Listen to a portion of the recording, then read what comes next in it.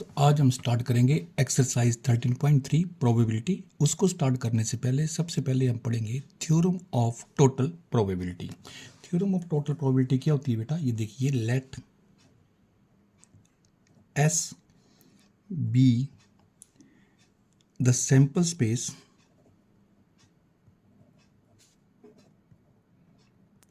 Space and let E1 E2 E3 up to En be n mutually exclusive and exhaustive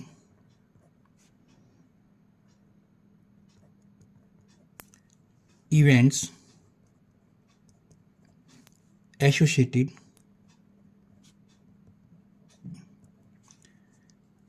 with a random experiment।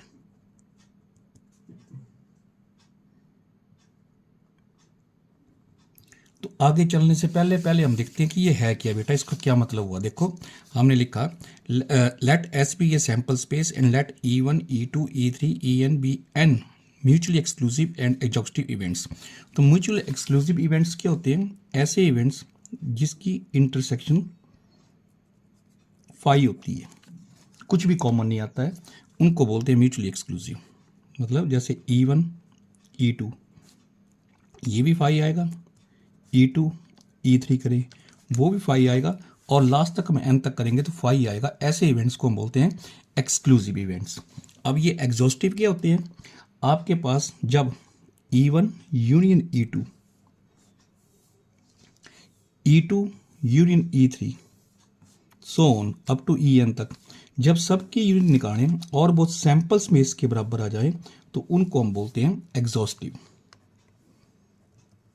तो आपको पता लग गया होगा, mutually exclusive के होते हैं एक्सक्लूसिव जिनकी इंटरसेक्शन फाई आए, और एग्जॉस्टिव जब उनकी यूनियन निकाले तो सैंपल स्पेस के बराबर आ जाए तो उसे बोलते हैं हम म्यूचुअली एग्जॉस्टिव इवेंट्स। अब इसके बाद है इफ एक और कोई इवेंट है A is any event which occurs with E1 E2 En। कोई एक ऐसा इवेंट ए है जो E1 E2 E3 मतलब En सभी में हो रहा है, तब हम प्रोबेबिलिटी ऑफ ए कैसे निकालते हैं? उसको हम बोलते हैं थ्योरम ऑफ टोटल प्रोबेबिलिटी। तो प्रोबेबिलिटी ऑफ ए निकालने का फार्मूला आ गया probability of E1 into probability A by E1 plus probability of E2 plus A by probability of A by E2 plus n so on. Last में आ जाएगा probability of En plus probability of A by En। तो जब ऐसा आ जाता है तो इसको हम बोलते हैं थ्योरम ऑफ टोटल प्रोबेबिलिटी। अब इस सारे इवेंट को हम इकट्ठा करके ऐसे भी लिख सकते हैं probability of A is equal to summation. Summation का मतलब होता है plus I is equal to 1 to n probability E I into probability of A by E I. इसको हम बोलते हैं क्या चीज़? Theorem of total probability. अगर इवेंट दो हो रहे हैं तो हमारे पास E1 और E2 तक आएगा।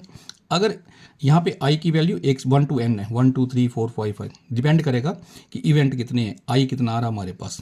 मतलब अगर हमारे पास E2 तक है तो हम E2 तक चलेंगे, अगर E3 है तो E3 तक, En है तो En तक। इसको हम बोलते हैं थ्योरम ऑफ टोटल प्रोबेबिलिटी। और हम पढ़ेंगे बेस थ्योरम। अब हम पढ़ेंगे बेस थ्योरम के बारे में। Let S be the sample space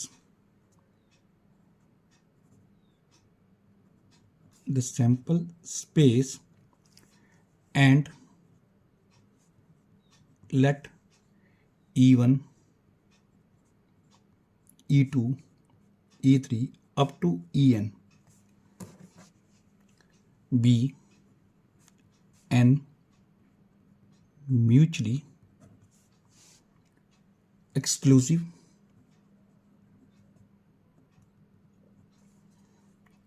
and exhaustive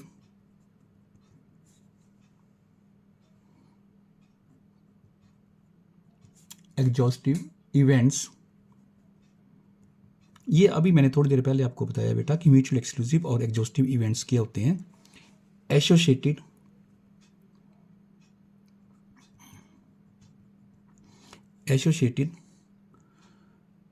with a random experiment if A is any event which occurs with E1 or E2 or E3 or En, then हमारे पास क्या आता है, ये थ्योरम बोलती है probability of E I upon A is equal to probability of E I into A probability of A upon E I upon probability of E one into probability of A by E one plus probability of E two into probability of A by E two so on, कहाँ तक, जहाँ तक आई है, into probability A by E I. अब जरा इसको ध्यान से समझना बेटा क्या है। यहाँ पे लिखा आई, ये I is equal to 1 to n, 1 2 3 4 5 6 वैसे ही n तक चलेगा ये। इसका मतलब क्या है, मान लीजिए यहाँ पे मैंने i की वैल्यू 2 भरी तो यहाँ आएगा E2 a बाय E2, यहाँ नीचे फिर E1 और E2 और क्वेश्चन यहाँ तक होगा। अगर यहाँ पे 3 आ गया तो यहाँ पे आएगा E3 से स्टार्ट होगा AY E3 और ऐसे नीचे वैल्यू आएगी। मतलब जो वैल्यू आप आई की यहाँ भरेंगे वही वैल्यू आप आई की यहाँ पे भरेंगे। ये होती है बेस थ्योरम। अब आपको ये समझ में आ गई होगी। देखो बेटा, क्वेश्चन करना एक अलग चीज़ है और कंसेप्ट समझना एक अलग चीज़ है। अगर आपको कंसेप्ट समझ में आ गया तो आप कोई भी क्वेश्चन कर सकते हैं। तो अब हम एक्सरसाइज स्टार्ट करते हैं। क्वेश्चन नंबर 1 एक्सरसाइज 13.3 है। An urn contain 5 red and 5 black balls. A ball is drawn at random, its color is noted and is returned to the urn. Moreover, 2 additional balls of the color drawn are put in the urn and then a ball is drawn at random. What is the probability that the second ball is red? देखो question आपके पास ये है कि आपके पास एक earn होता है, एक थैला तरह या कोई भी एक बॉक्स जैसा, इसके अंदर आपने बॉल्स डाली हुई हैं। 5 रेड है, 5 ब्लैक है, ये हमने डाली है अर्न के अंदर।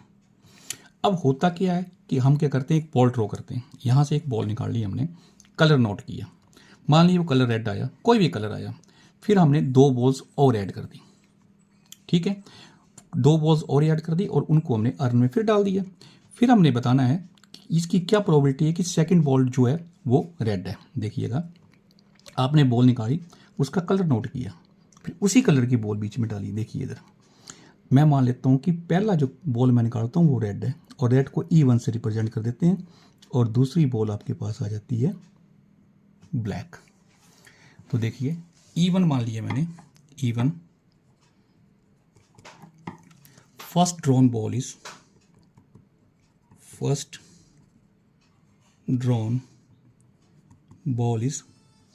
रेड। E2 मान लिया हमने, drawn ball is black। अब A है, ए ऐसा इवेंट जो हमने निकालना, हमने किसकी निकालनी है, रेड की। तो इसको हम बाद में मान लेते हैं, पहले हम प्रोबेबिलिटी ऑफ ई निकाल लेते हैं बेटा। प्रोबेबिलिटी ऑफ ई, देखो कितनी रेड बॉल हैं 5, टोटल बॉल्स कितनी है 10, तो ये तो आ गई 1/2। वैसे ही प्रोबेबिलिटी ऑफ ई2 निकाल लेते हैं। सेकंड बॉल 5, टोटल बॉल 10, ये भी कितनी आ गई हमारे पास 1/2। इतना आपको समझ में आ गया होगा क्या किया हम लोगों ने। अब इसके बाद क्या चीज़ निकालनी है हमने, ऐसा ए निकालना हमने जो उसने लिखा है कि रेड बॉल है, सेकंड बॉल इज रेड। जिसकी प्रोबेबिलिटी फाइंड करनी होती है उसको हम इवेंट ए मानते हैं, सेकंड बॉल इज रेड। तो अब याद रखिए हमने निकालनी है प्रोबेबिलिटी ऑफ ए। तो प्रोबेबिलिटी ऑफ ए, अभी सम ऑफ टोटल प्रोबेबिलिटी में हमने पढ़ा इसका फार्मूला, क्योंकि तो इसके लिए सबसे पहले चाहिए ए वाई ई वन। तो ए वाई ई वन देखिए बच्चों, अब हमने क्या किया, जब सेकंड बॉल निकाली तो 2 बॉलें ऐड कर दी। देखो हमने जब भी फर्स्ट बॉल निकाली 2 बॉलें ऐड कर दी, 2 बॉल ऐड कर दी। तो अब आपके पास रेड कलर की, देखो जो बैग था उसके अंदर टोटल बॉल तो होगी 5 + 5, 2 और ऐड की तो 12 होगी। अब रेड कलर की कितनी है, क्योंकि दोनों बॉल जो रेड कलर की ऐड हुई तो 7/12। वैसे ही हमने प्रोबेबिलिटी निकाली ए वाई ई टू है क्या, ब्लैक बॉल। ब्लैक बॉल तो हमने डाली नहीं है, तो ब्लैक तो 5 ही रही और टोटल बॉल्स हमारे पास 12। Clear.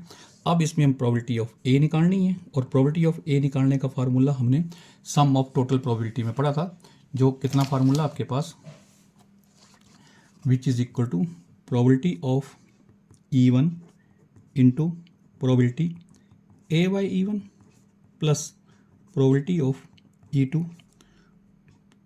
Into probability A by E2। यही फार्मूला है। तो अब हम वैल्यू भरते हैं इसमें। E1 की वैल्यू हमारे पास कितनी है बेटा, ये देखिए E1 की value 1/2, A by E1 7/12 sorry, plus probability of E2 1/2 और ये 5/12। तो ये आ गया 7/24 plus 5/24 which is equal to 12/24। Solve करके आ गया 1/2। तो ये क्वेश्चन नंबर 1 हो गया।